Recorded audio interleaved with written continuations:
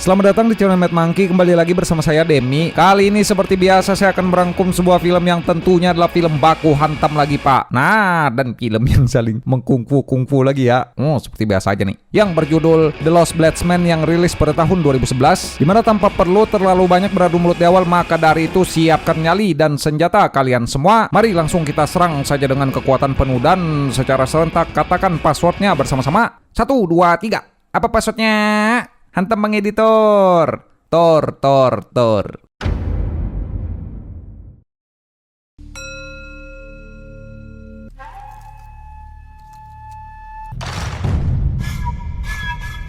Film dibuka dengan berlatar di akhir era dinasti Han, di mana saat itu telah terjadi perpecahan di antara beberapa kerajaan, dan pada masa itu dinasti Han tercatat telah mengalami perang saudara sehingga kekuasaan pun mulai terbagi menjadi 3 bagian, diantaranya yaitu kerajaan Wu yang dipimpin oleh Sun Quan, kerajaan Su yang dipimpin oleh Liu Bei, dan penguasa kerajaan Wei bernama Cao Cao yang berambisi ingin memperluas wilayah kekuasaannya.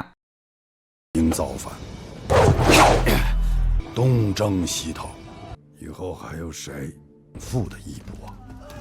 Di waktu itu pun terdapat seorang tenaga medis bernama Guan Yu yang kini telah berstatus sebagai tahanan perang oleh pemimpin kerajaan Wei yaitu Cao Cao, yang diam-diam bermaksud ingin merekrut Guan Yu karena ia tahu meskipun hanyalah seorang perawat, si Mamang ini punya ilmu bela diri kungfu yang tidak tertandingi, sehingga Cao Cao pun saat itu mulai membujuk si Mamang untuk bersedia membunuh jenderal musuhnya. 仗着兵强马壮，刚把时局稳为我所用。云长兄，来， 关木那一介俘虏，没什么愿意不愿意的。 Guan Yu yang sebelumnya telah berjanji untuk tidak membunuh siapapun lagi, ia pun kemudian menolak. Ditambah ia sendiri adalah bekas komandan perang yang sangat setia pada kakak tertuanya yaitu Liu Bei. Namun Cao Cao dengan licik berkata jika musuhnya ini tidak meninggoy maka perang tetap berlangsung dan korban akan semakin banyak, sehingga Mamang yang adalah orang baik ia pun akhirnya mau menyetujui untuk membunuh jenderal tersebut.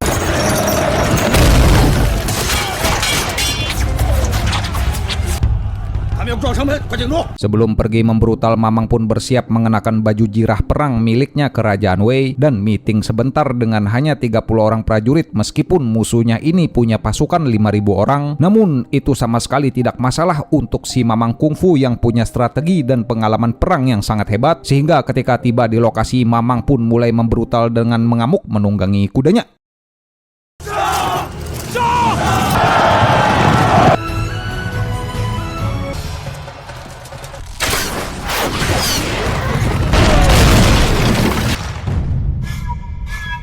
Ketika batang hidung si jenderal musuh yang dimaksud sudah terlihat, mereka berdua pun mulai tatap-tatapan, yang lalu dengan bengis Mamang pun maju pakai kecepatan angin dan terbang mengayunkan senjatanya, sehingga jenderal yang dirumorkan sangat hebat itu pun terkejoet dan meninggoy ditebas oleh si Mamang Kungfu. Dan berkat kehebatannya barusan raja pun mengangkat Guan Yu jadi bangsawan dan seorang jenderal penguasa perang.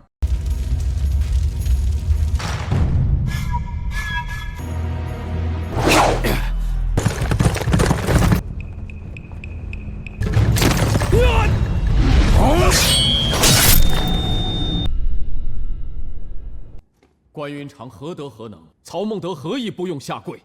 云长兄，请起。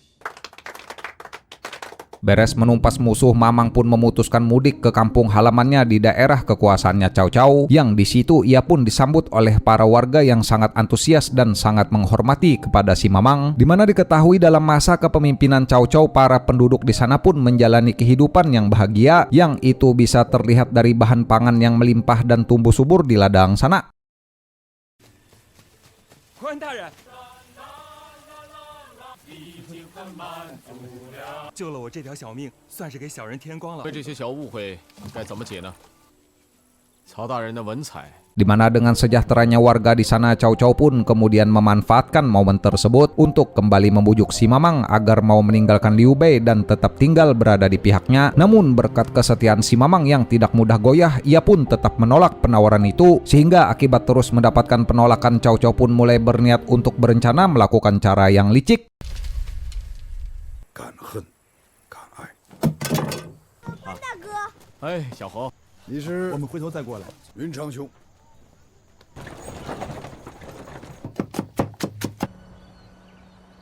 Di Tiba malamnya, Cao Cao pun mengundang Mamang Qianyu untuk ikut makan malam bersama, dan seperti yang kita duga, ia pun memberikan sebuah ramuan obat di dalam arak yang diminum Mamang, dimana setelah obat itu bereaksi, Mamang pun kemudian sempoyongan diantar Cao Cao menuju kamarnya, yang di dalam kamar rupanya sudah ada Qilan, yaitu istri Liu Bei yang sebelumnya dibius Cao Cao. 我到了，谢谢。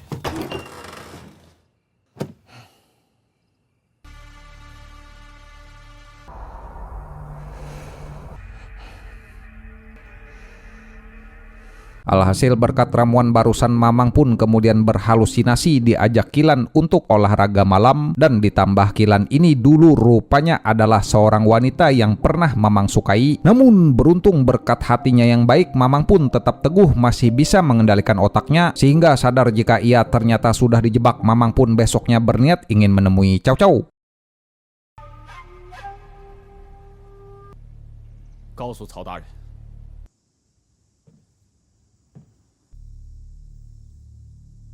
Takut jika si Mamang Kungfu marah dan membrutal, Cao Cao pun bersembunyi dan tidak berani keluar istana, dan karena hal itu Guan Yu pun akhirnya memutuskan pergi saja untuk mengantar Qilan kepada Liu Bei, di mana Raja Liu yang merasa tidak dihargai, ia pun marah dan tidak terima karena Guan Yu seenaknya pergi, sehingga ia pun memerintahkan kepada semua anak buahnya untuk memburu dan membunuh si Mamang. Astagfirullahaladzim, cari mati ya si raja ini ya. Berani-beraninya Anda mencari masalah dengan si Mamang Kungfu ya. Hati-hati bos, meskipun Anda raja ya. Apa lagi nih? 各位乡亲保重。 谢谢关大哥送给我们的厚礼。这。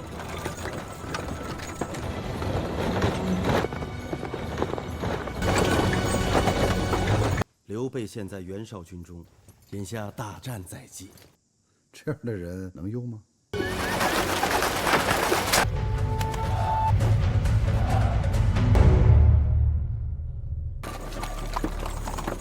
Berhubung semua pendekar satu negara sudah tahu kabar perintah raja, Mamang pun kemudian dicegat di perbatasan, dan karena kepala distrik keamanan di sana sangat patuh pada istana, ia pun kemudian mengeluarkan semua anak buahnya untuk mengeroyok si Mamang dan membawa Qilan pergi menjauh. Namun ente salah besar, meski hanya sendiri, Mamang pun tidak gentar mengamuk yang kemudian membabi buta.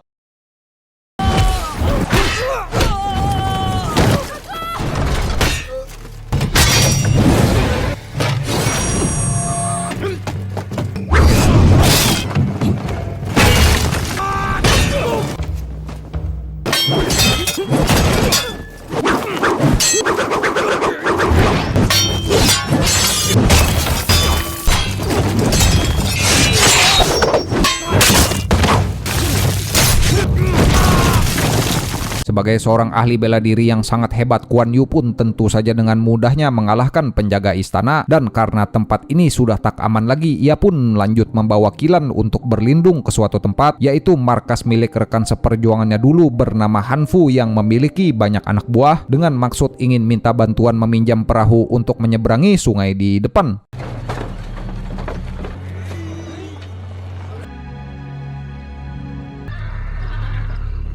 韩福，谁不知道，这位是刘备夫人，关某要回刘大哥那里。 Sayangnya Han Fu yang dikenal juga sangat setia pada istana, ia pun terpaksa harus bertarung melawan si Mamang, dan dengan sebuah jarum beracun Han Fu pun menyerang Mamang yang malah tidak menghindar sama sekali, dimana karena kini sudah tidak ada pilihan lagi, Mamang pun mau tak mau terpaksa membrutal dan membuat Han Fu temannya tewas, sehingga seluruh anak buahnya yang melihat itu pun kemudian murka dan baku hantam pun kembali terjadi.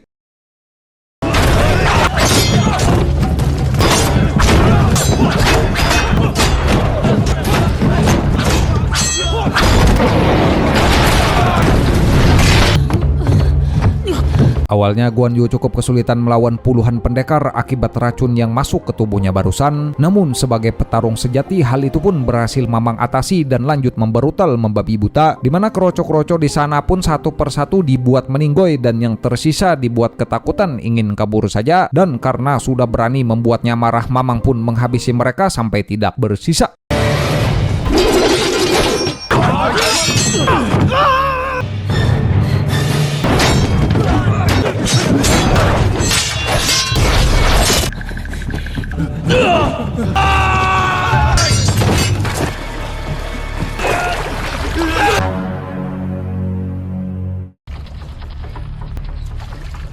Setelah semua kroco dibuat jadi perkedel dan tahu isi, Mamang pun mulai pingsan akibat racun yang tadi, dan ketika terbangun ia pun tersadar kini malah sudah berada di sebuah kuil di atas gunung, di mana rupanya Qilan sebelumnya telah berhasil membawa Guan Yu untuk diobati oleh seorang biksu di kuil itu, yang ketika tubuhnya kini sudah mulai pulih, Mamang pun berterima kasih sekaligus ingin minta satu bantuan kepada biksu.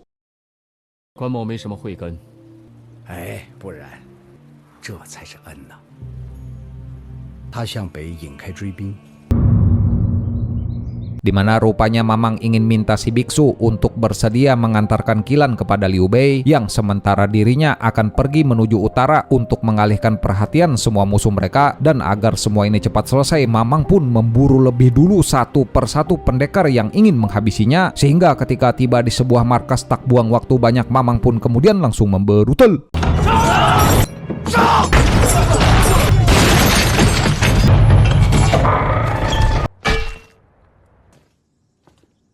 Beres menumpas Jenderal Ungu, Mamang pun lanjut melakukan perjalanan dan tiba di sebuah kota, yang kota tersebut terlihat seperti ditinggalkan oleh para penduduk aslinya. Namun tak lama seorang pendekar ahli pedang pun muncul, yang rupanya ia sudah menunggu kedatangan si Mamang, dan karena ingin mematuhi perintah raja, pendekar itu pun kemudian menyerang hingga baku hantam pun terjadi lagi.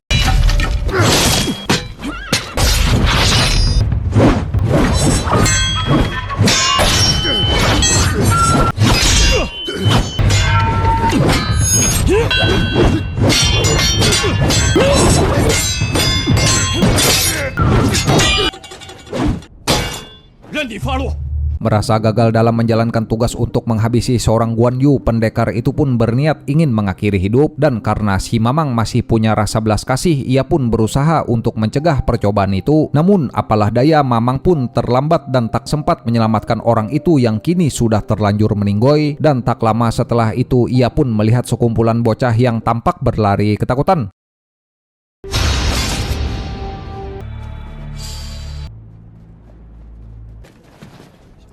Merasa ada yang aneh, Guan Yu pun mengikuti bocah-bocah barusan dan tiba di sebuah tempat tersembunyi, dan faktanya warga di sana rupanya takut dengan si Mamang yang mereka anggap sebagai seorang pembunuh, sehingga Mamang yang menyesal ia pun tidak mau melawan saat dilempari batu oleh para warga yang hanya berdiam diri mendengarkan cacian penduduk yang menuduhnya seorang pembunuh yang kejam.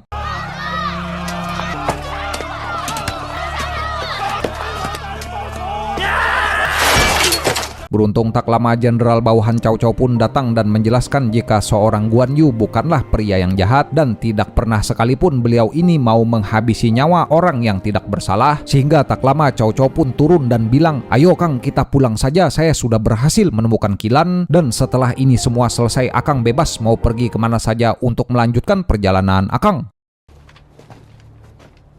一言为定。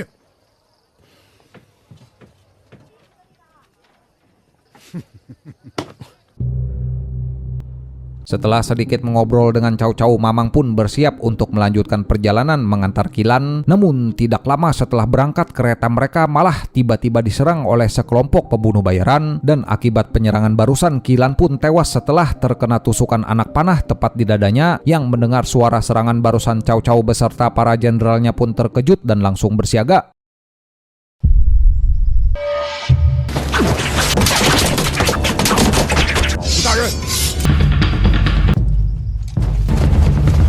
Melihat istri Liu Bei, kakak tertua yang sangat ia hormati, tewas, Mamang pun kini tidak bisa menahan diri lagi, yang lalu membrutal tanpa ampun sama sekali membantai para pembunuh kiriman tersebut. Di mana Cao Cao dan bawahannya yang tidak tahu menahu penyerangan barusan, ia pun bingung sekaligus marah, dan setelah menginterogasi bawahan istana, ternyata dalang dibalik ini semua adalah si Raja Liu sendiri. 是我下的令。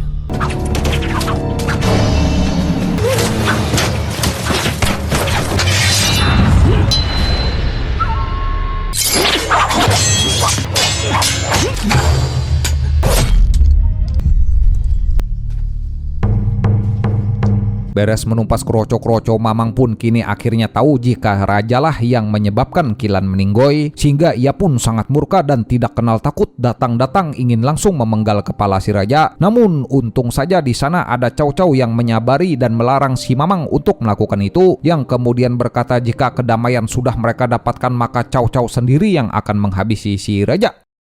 杀了这个昏君，逼着这女人。 Layaknya seseorang yang telah ia anggap sebagai saudara, Guan Yu pun mulai tenang dan kemudian mengurungkan niatnya. Dan setelah itu Mamang pun bersumpah untuk tidak mau membunuh lagi agar bisa menjalani kehidupan yang normal. Sehingga tugas terakhirnya pun kini hanyalah tinggal mengantarkan jasadnya Kilan untuk dibawa pulang dan diserahkan kepada Liu Bei, yaitu kakak angkat seperjuangan yang sampai kini tetap ia hormati.